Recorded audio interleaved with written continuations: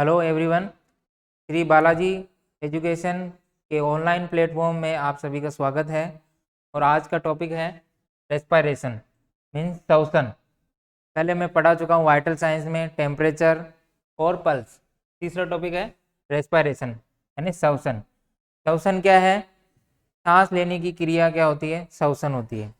तो सांस लेने की क्रिया को क्या कहते हैं? सांस लेने की क्रिया को रेस्पिरेशन कहते हैं। रेस्पिरेशन कहते हैं। रेस्पिरेशन के अंदर O2 को अंदर लेना और CO2 को बाहर छोड़ना, यानी ऑक्सीजन को अंदर लेना और CO2 को बाहर छोड़ना, ये क्रिया क्या कहलाती है? श्वसन कहलाती है। तो श्वसन दो टाइप की हो सकती है, टू टाइप की हो सकती है।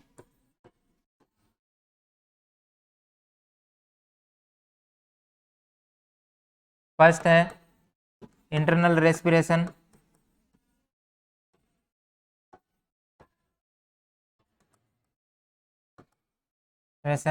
और सेकंड है external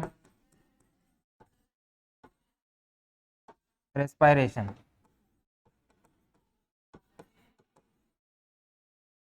external respiration, internal respiration और एक्सटर्नल रेस्पिरेशन। जब O2 और CO2 का आदान प्रदान लंग्स और ब्लड के बीच में होता है तो वो एक्सटर्नल रेस्पिरेशन कहलाती है। लंग्स एंड ब्लड के बीच में होता है तो वो एक्सटर्नल रेस्पिरेशन कहलाती है। और जब CO2 और O2 का आदान प्रदान टिश्यू और ब्लड के बीच में होता है तो वो इंटरनल रेस्पिरेशन कहलाती है। एक्सटर्नल रेस्पिरेशन और इंटरनल रेस्पिरेशन, ये दो टाइप की रेस्पिरेशन होती है। जो कि क्या होता है? एक्सटर्नल रेस्पिरेशन और इंटरनल रेस्पिरेशन दो टाइप की होती है। जो इंटरनल रेस्पिरेशन जो टिश्यू और ब्लड के बीच में ऑक्सीजन का आदान प्रदान, और एक्सटर्नल रेस्पिरेशन जो लंग्स और ब्लड के बीच में ऑक्सीजन का आदान प्रदान होता है। तो नॉर्मल एक अडल्ट में नॉर्मल रेस्पिरेशन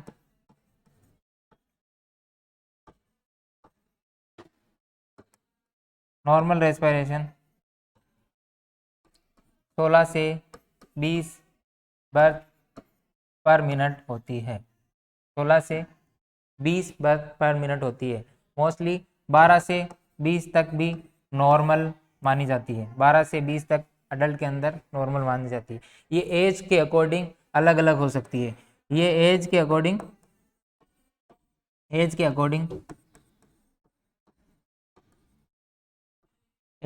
अलग अलग होती है। तो न्यूबॉर्न में ज़्यादा होती है, फिर बच्चा जैसे जैसे बड़ा होता जाता है तो वो धीरे धीरे कम होती जाती है। अडल्ट में 16 से 20 हो जाती है और ओल्ड एज में और धीरे धीरे थोड़ी कम हो जाती है। तो न्यूबॉर्न होता है, उसके अंदर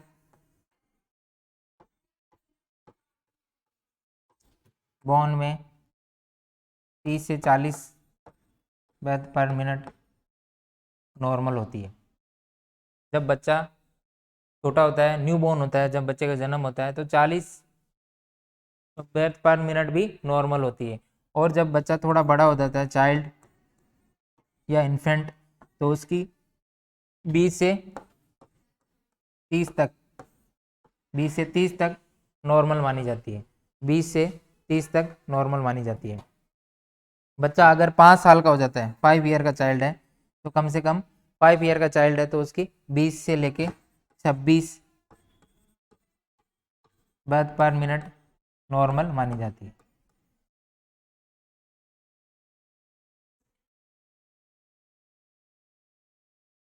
तो ये एज के अकॉर्डिंग होती है। और अडल्ट के अंदर मैंने बताया था, अडल्ट के अंदर क्या होती है?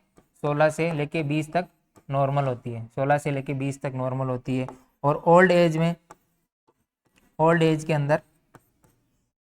अंदर क्या होता है? 10 से 24 तक नॉर्मल मानी जाती है, 10 से 24 तक नॉर्मल मानी जाती है। तो रेस्पिरेशन क्या है? सांस लेने की क्रिया को क्या है? रेस्पिरेशन कहते हैं। एक्ट ऑफ ब्रीदिंग, ब्रीथ करना क्या कहलाता है? रेस्पिरेशन कहलाता है।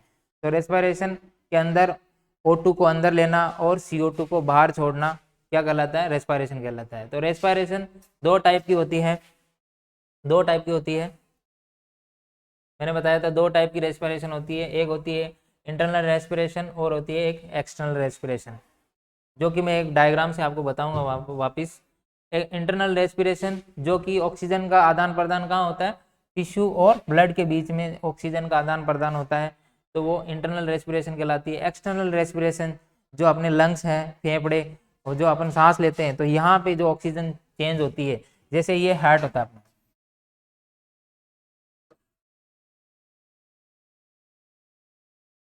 तो ये राइट एट्रियम है, ये लेफ्ट एट्रियम, ये राइट वेंट्रिकल, राइट वेंट्रिकल, और ये लेफ्ट वेंट्रिकल, लेफ्ट वेंट्रिकल है।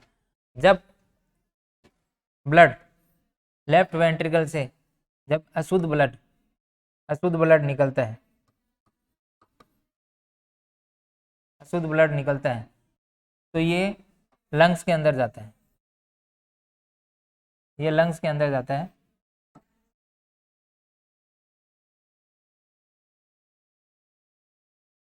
लंग्स के अंदर जाता है। तो यहाँ से अशुद्ध ब्लड कहाँ जाता है? लंग्स के अंदर जाता है, लंग्स के अंदर जाता है। और क्या होता है? यहाँ पे एक ऑक्सीजन का आदान प्रदान होता है, तो ये एक्सटर्नल रेस्पिरेशन कहलाती है। ये जो रेस्पिरेशन होती है वो एक्सटर्नल रेस्पिरेशन कराती है। तो यहाँ से अशुद्ध ब्लड कहाँ जाता है? पल्मोनरी आर्टरी से, पल्मोनरी आर्टरी से कहाँ जाता है? लंग्स में जाता है, और लंग्स के ऑक्सीजन मिलके फिर ये लेफ्ट एट्रियम, लेफ्ट एट्रियम के अंदर आता है। तो ये ऑक्सीजन युक्त ब्लड होता है, तो ये शुद्ध ब्लड माना जाता है। तो क्या कहते हैं? शुद्ध ब्लड या oxygenated blood, oxygenated blood, oxygenated blood, oxygenated blood है ना, शुद्ध ब्लड, ऑक्सीजनेटेड ब्लड या शुद्ध ब्लड। तो ये जो ऑक्सीजन का ट्रांसफर यहाँ होता है लंग्स और अपने बाहर से जो ऑक्सीजन खींचते हैं वहां से और ब्लड के बीच में होता है, वो एक्सटर्नल रेस्पिरेशन होता है। और इंटरनल रेस्पिरेशन जब ये लेफ्ट वेंट्रिकल से, ये लेफ्ट वेंट्रिकल से ब्लड कहाँ जाता है? लेफ्ट वेंट्रिकल से अपनी बॉडी में जाता है, और अपने बॉडी में जाके कहा, ये आर्टरी, आर्टरी फिर जाता है कैपिलरी, कैपिलरी,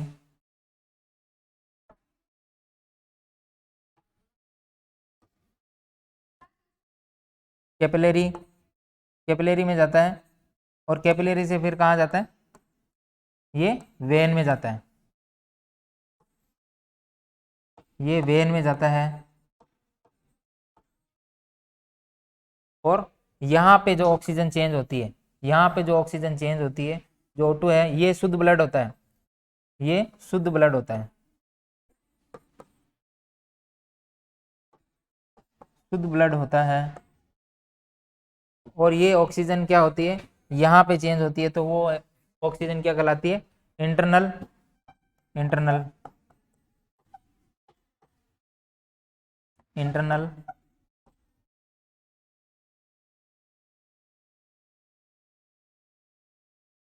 इंटरनल रेस्पिरेशन कहलाती है।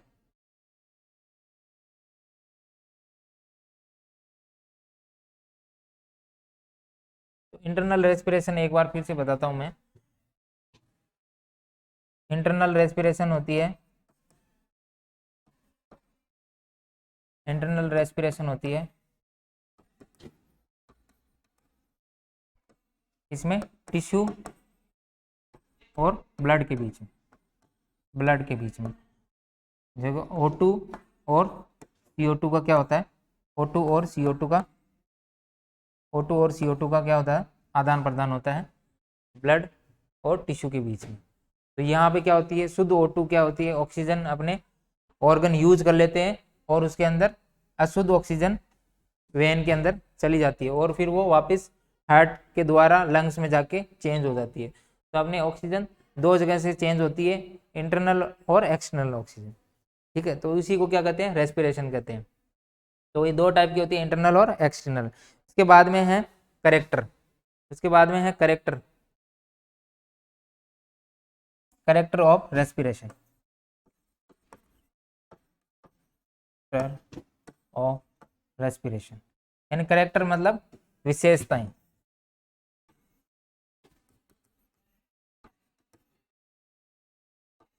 करेक्टर ऑफ रेस्पिरेशन, तो ये विशेषता क्या है, रेस्पिरेशन की क्या विशेषता है। रेस्पिरेशन नॉर्मल होती है 16 से 20, लेकिन एज के अकॉर्डिंग ये क्या होती है, चेंज हो जाती है। जो मैंने अभी बताया था, एज के अकॉर्डिंग न्यूबॉर्न में अलग होती है, बच्चों में अलग हो जाती है, अडल्ट में अलग होती है। तो ये एज के अकॉर्डिंग चेंज होती रहती है।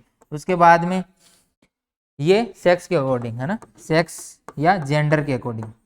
जेंडर मतलब फीमेल में मेल की तुलना में क्या होती है, रेस्पिरेशन थोड़ी तेज होती है। फीमेल में क्या होती है, फीमेल के अंदर रेस्पिरेशन थोड़ी सी मेल की तुलना में ज़्यादा होती है, फीमेल में थोड़ी सी ज़्यादा होती है। और नेक्स्ट उसके बाद में एक्सरसाइज, एक्सरसाइज के कारण भी क्या होती है, एक्सरसाइज के कारण भी क्या होती है, एक्सरसाइज के कारण, एक्सरसाइज के कारण भी रेस्पिरेशन प्रेशन इंक्रीज हो जाती है, बढ़ जाती है। जब अपन एक्सरसाइज करते हैं, व्यायाम करते हैं, कोई भी एक्सरसाइज करते हैं, तो क्या हो जाता है, रेस्पिरेशन क्या हो जाती है, बढ़ जाती है।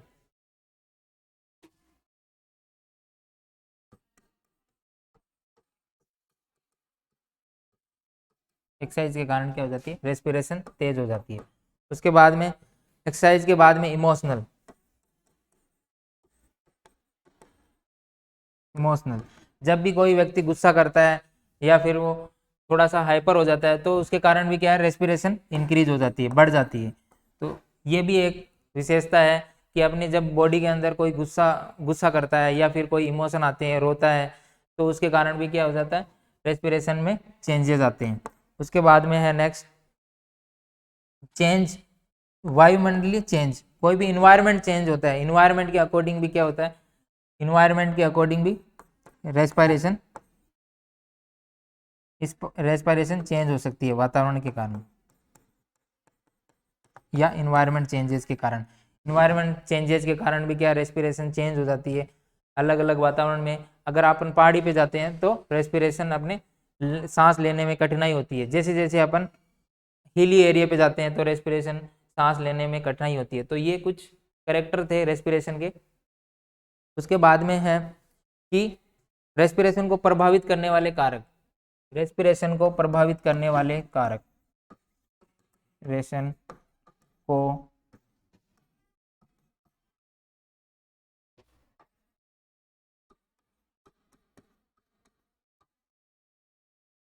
करने वाले कारक यानी फैक्टर कौन से हैं, फैक्टर अफेक्टिंग, फैक्टर अफेक्टिंग कारक कौन कौन से हो सकते हैं। तो ये भी फैक्टर अफेक्टिंग कारक जो रेस्पिरेशन को अफेक्ट कर सकते हैं, चेंज कर सकते हैं। तो उसमें भी सबसे पहले क्या होगा, एक्सरसाइज होगी। एक्सरसाइज के कारण अपनी क्या हो सकती है, एक्सरसाइज के कारण अपनी रेस्पिरेशन वगैरह चेंज हो सकती है। एक्सरसाइज यानी व्यायाम, व्यायाम के कारण भी क्या हो सकता है, ऑक्सीजन चेंज हो सकती है, मतलब रेस्पिरेशन चेंज हो सकती है। ज़्यादा एक्सरसाइज करने से रेस्पिरेशन बढ़ जाती है और ज़्यादा रेस्ट करने से क्या हो सकता है, रेस्पिरेशन स्लो हो जाती है। तो एक मेन रीज़न है एक्सरसाइज। उसके बाद में है एज और या पेन के कारण, दर्द हो रहा है तो रेस्पिरेशन इंक्रीज हो जाएगी। ड्रग्स के कारण, अगर कोई ड्रग्स लेते हैं, कोई ऐसी दवाई लेते हैं जो रेस्पिरेशन को स्लो कर देती है, कुछ ऐसी ड्रग्स है जो रेस्पिरेशन को फास्ट कर देती है। तो ये भी एक रीजन होता है रेस्पिरेशन का बढ़ने का और कम होने का। उसके बाद में एंजाइटी, अगर एंजाइटी है, किसी भी प्रकार की एंजाइटी है, तो उसके कारण भी क्या हो सकता है, रेस्पिरेशन स्लो हो सकती है। और अगर स्मोकिंग करता है ना, स्मोकिंग, स्मोकिंग स्मोकिंग करता है तो स्मोकिंग के कारण भी क्या हो सकती है, रेस्पिरेशन स्लो हो सकती है। स्मोकिंग के कारण रेस्पिरेशन दर बढ़ जाती है, सॉरी स्मोकिंग क्या के कारण क्या हो जाती है, इंक्रीज हो जाती है रेस्पिरेशन। क्योंकि क्या करते थे, स्मोकिंग के कारण जो अपने लंग्स के अंदर है वो धुआं चला जाता है और इसमें निकोटीन होता है। सिगरेट वगैरह स्मोकिंग करते हैं तो उसके अंदर निकोटीन होता है, तो वो अपने जो ब्रोंकियोल्स होते हैं, लंग्स के जो ब्रोंकियोल्स होते हैं उसको क्या करता है, ब्लॉक कर देता है। तो रेस्पिरेशन, सांस लेने में कठिनाई होती है, उसकी वजह से क्या होता है, इंक्रीज रेस्पिरेशन, रेस्पिरेशन की कंडीशन बढ़ जाएगी। उसके बाद में बॉडी की पोजीशन, बॉडी की पोजीशन के अकॉर्डिंग आप जिस पोजीशन में रहते हो, जैसे सोते रहते हो तो आपकी रेस्पिरेशन स्लो हो जाएगी, आप खड़े हुए वॉक कर रहे हो तो बॉडी की पोजीशन के अकॉर्डिंग भी रेस्पिरेशन चेंज होती है। तो बॉडी की पोजीशन के अकॉर्डिंग भी क्या आ जाती है, रेस्पिरेशन चेंज हो जाती है। इसके बाद में ब्रेन में इंजरी हो गई है ना, ब्रेन में इंजरी हो गई या ब्रेन में इंजरी हो गई तो उसके कारण भी, ब्रेन में इंजरी होने के कारण भी क्या हो सकता है, इंजरी होने के कारण, ब्रेन में इंजरी होने के कारण भी, ब्रेन में इंजरी होने के कारण भी रेस्पिरेशन चेंज हो जाती है। तो ये अलग अलग रीजन हो सकते हैं, एक्सरसाइज, इमोशन के कारण, एटमॉस्फेयर के कारण, पेन के कारण, एंजाइटी के कारण, ड्रग्स के कारण, बहुत सारे रीजन होते हैं जिसके कारण क्या हो सकता है, रेस्पिरेशन में चेंजेस आ सकते हैं। तो ये है मेन रेस्पिरेशन में चेंजेस। उसके बाद में है रेस्पिरेशन में चेंजेस, और रेस्पिरेशन के अंदर होते हैं रिदम और लय, है ना। रेट क्या होती है, रेट होती है दर। तो रेस्पिरेशन की रेट, 1 मिनट में कितनी बार अपन रेस्पिरेशन लेते हैं वो होती है रेट, यानी दर, वो होती है दर। 1 मिनट में अपन कितनी रेस्पिरेशन लेते हैं वो क्या होती है, दर होती है, तो वो कहलाती है रेट। तो 1 मिनट में अपन कितनी लेते हैं, 16 से 20 बार ब्रेथ पर मिनट, मैंने बताया था अभी भी। तो 1 मिनट के अंदर जो रेट है अपनी वो रहती है 16 से 20 पर मिनट। अगर वो ज़्यादा हो जाती है तो उसको क्या कहते हैं, उसको कहते हैं टेकिकार्डिया। अगर वो ज़्यादा हो जाती है तो उसको कहते हैं टेकिकार्डिया। अगर वो कम हो जाती है तो उसको कहते हैं ब्रेडिकार्डिया। अगर वो ज़्यादा हो जाती है तो उसको कहते हैं टेकिकार्डिया, टेकिकार्डिया नहीं सॉरी, टेकिपीनिया, टेकिपीनिया। टेकिपीनिया का मतलब होता है रेस्पिरेशन का 20 से ज़्यादा हो जाना, रेस्पिरेशन का 20 से ज़्यादा हो जाना, मतलब क्या है, टेकिपीनिया। टेकिपीनिया का मतलब होता है जब रेस्पिरेशन नॉर्मल रेंज से ज़्यादा हो जाती है तो उसको कहते हैं टेकिपीनिया। और जब रेस्पिरेशन कम हो जाती है, ब्रेडिपीनिया। अगर 10 से कम हो जाती है, 10 से कम हो जाती है, कम हो जाती है तो उसे कहते हैं ब्रेडिपीनिया। जब रेस्पिरेशन 10 से कम हो जाती है तो उसको क्या कहते हैं, ब्रेडिपीनिया कहते हैं, उसको क्या कहते हैं, ब्रेडिपीनिया।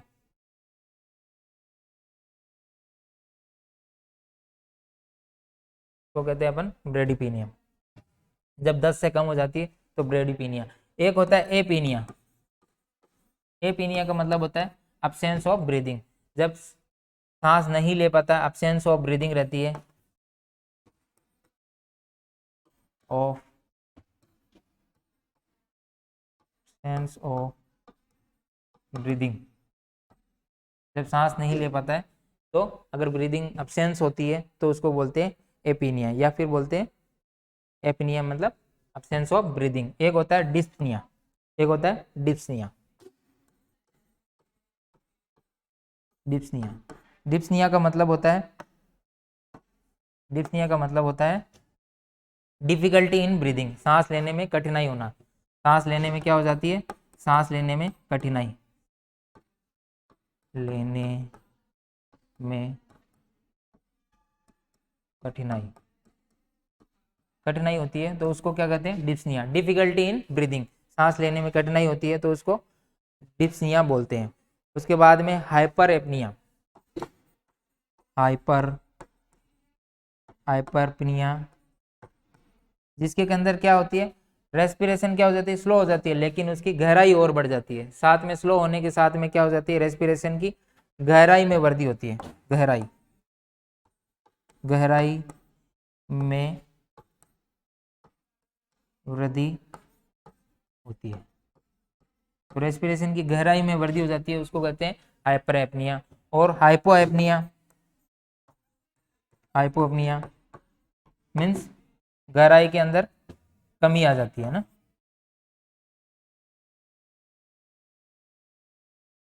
गहराई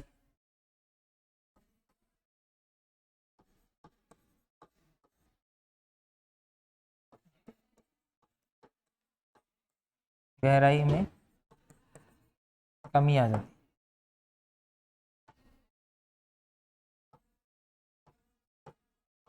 जाती है, गहराई में कमी आ जाती है, तो उसको बोलते हैं हाइपोएपनिया। उसके बाद में एक कंडीशन होती है नॉइजी रेस्पिरेशन। नॉइजी रेस्पिरेशन उसे कहते हैं, नॉइजी रेस्पिरेशन।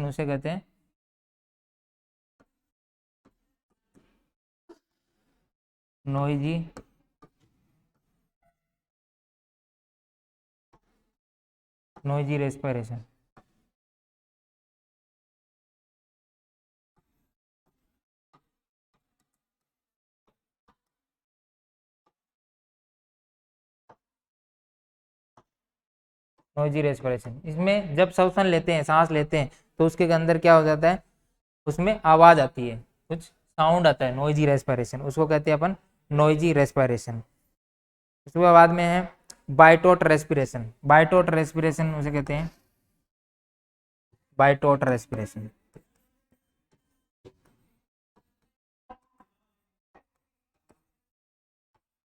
बाइटोट रेस्पिरेशन उसे कहते हैं जिसके अंदर क्या हो जाता है,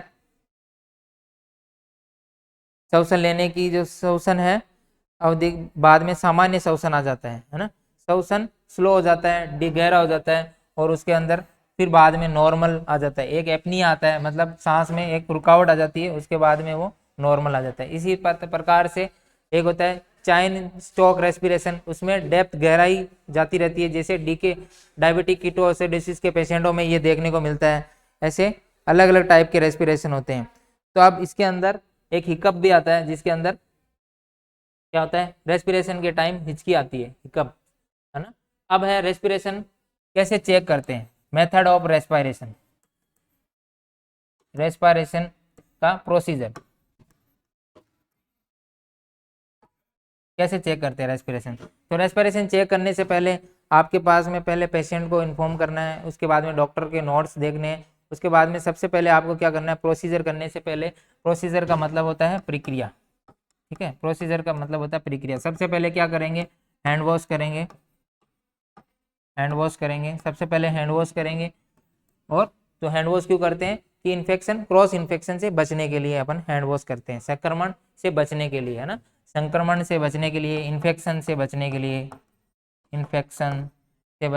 अपन क्या करते हैं, हैंड वॉश करते हैं। दूसरा अपन प्रोसीजर क्या करेंगे, एक्सप्लेन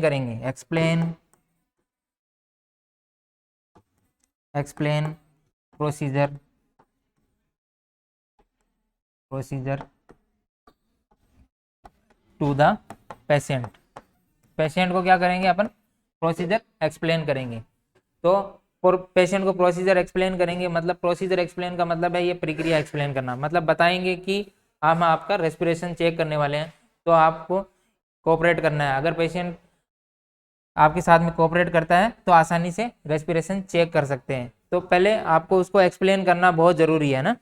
तो उसके बाद में अपन पेशेंट को क्या करेंगे, पेशेंट के जो अब ऊपर के कपड़े हैं ना, वक्स के, धड़ के कपड़े हैं, टंग के कपड़े हैं, उसको हटाएंगे। उसके बाद में उसके एक रेस्पिरेशन को चेक करेंगे, वो अंदर लेता है सांस को और बाहर छोड़ता है। 1 मिनट तक अपन उसको पूरा देखेंगे कितनी बार वो सांस को एक बार अंदर लेता है, एक बार बाहर लेता है, तो ये पूरा एक काउंट करेंगे। जब सांस को अंदर लेता है और एक बार बाहर छोड़ता है तो एक अंदर डीप होगा और एक बाहर जाएगा, तो ये पूरा एक रेस्पिरेशन कहलाएगा। तो ये कम से कम आपको 1 मिनट तक क्या करना है, काउंट करना है।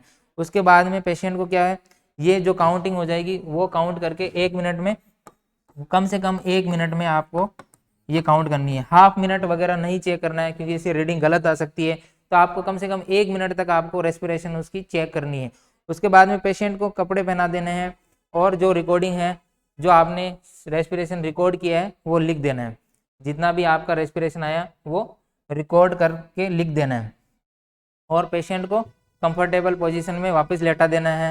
और पेशेंट बाद में आप अपने हैंड वॉश कर सकते हैं। हैंड वॉश करके जो रीडिंग आई है वो अपने चार्ट में रिकॉर्ड कर सकते हैं। तो ये आपका है रेस्पिरेशन का टॉपिक। इसमें आपको मैं एक डायग्राम से बताता हूँ कि रेस्पिरेशन में इंटरनल रेस्पिरेशन और एक्सटर्नल रेस्पिरेशन क्या होता है।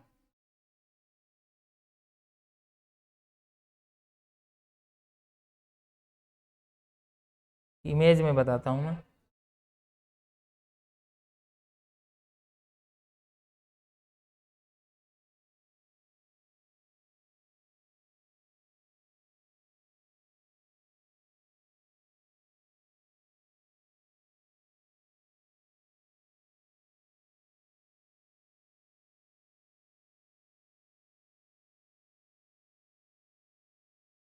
इंटरनल रेस्पिरेशन और एक्सटर्नल रेस्पिरेशन।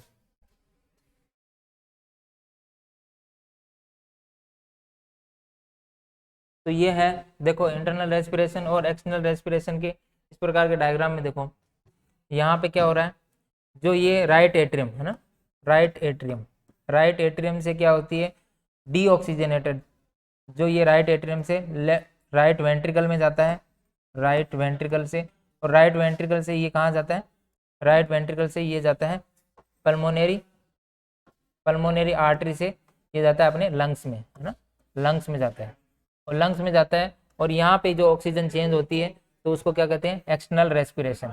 जिसके अंदर ऑक्सीजन कहाँ चेंज हो जाती है, लंग्स के अंदर चेंज हो जाती है। इन्वायरमेंट के थ्रू लंग्स के अंदर ऑक्सीजन चेंज हो जाती है। ये अपने ब्रोंक्यूल्स होते हैं, ब्रोंक्यूल्स के अंदर एलोलाई वगैरह होते हैं, जहाँ पे देखो O2 और CO2, ये ऑक्सीजन चेंज हो जाती है। तो ये एक्सटर्नल रेस्पिरेशन कहलाती है। ये जो रेस्पिरेशन है वो एक्सटर्नल रेस्पिरेशन कहलाती है। जो ये रेस्पिरेशन होती है वो एक्सटर्नल रेस्पिरेशन कहलाती है। और जब ये ऑक्सीजनेटेड ब्लड, ये यहाँ पे क्या हो गया, O2 युक्त ब्लड है, यानी शुद्ध ब्लड है, शुद्ध ब्लड, ये ऑक्सीजनेटेड ब्लड है। तो ये ऑक्सीजन मिलने के बाद में ये ब्लड कहाँ जाता है, अपने लेफ्ट एट्रियम में जाता है। लेफ्ट एट्रियम से कहाँ जाता है, लेफ्ट वेंट्रिकल में जाता है, और लेफ्ट वेंट्रिकल से ये जाता है अपनी वापस बॉडी के अंदर। तो ये आर्टरी के थ्रू कहाँ जाता है, बॉडी के अंदर जाता है, और बॉडी से ये अपने इंटरनल रेस्पिरेशन कहलाता है। यहाँ पे जो ऑक्सीजन चेंज होती है, ये वाली जो ऑक्सीजन चेंज होती है वो इंटरनल रेस्पिरेशन कहलाती है। तो ये रेस्पिरेशन जो चेंज होती है ये इन्वायरमेंट में नहीं बल्कि टिश्यू के अंदर चेंज होती है ना, टिश्यू और ब्लड के अंदर जो ऑक्सीजन चेंज होती है ये यहाँ पे चेंज होती है। तो ये एक्सटर्नल रेस्पिरेशन कहलाता है, और ये इंटरनल रेस्पिरेशन। ये रेस्पिरेशन दो टाइप के होते हैं, जो इन्वायरमेंट के थ्रू लंग्स और ब्लड के बीच में जो रेस्पिरेशन चेंज होती है वो एक्सटर्नल, और जो टिश्यू और ब्लड के बीच में जो ऑक्सीजन चेंज होती है वो क्या कहलाती है, इंटरनल रेस्पिरेशन कहलाती है। तो थैंक यू सो मच। आज की क्लास, चैनल को लाइक करें, सब्सक्राइब करें। Thank you so much.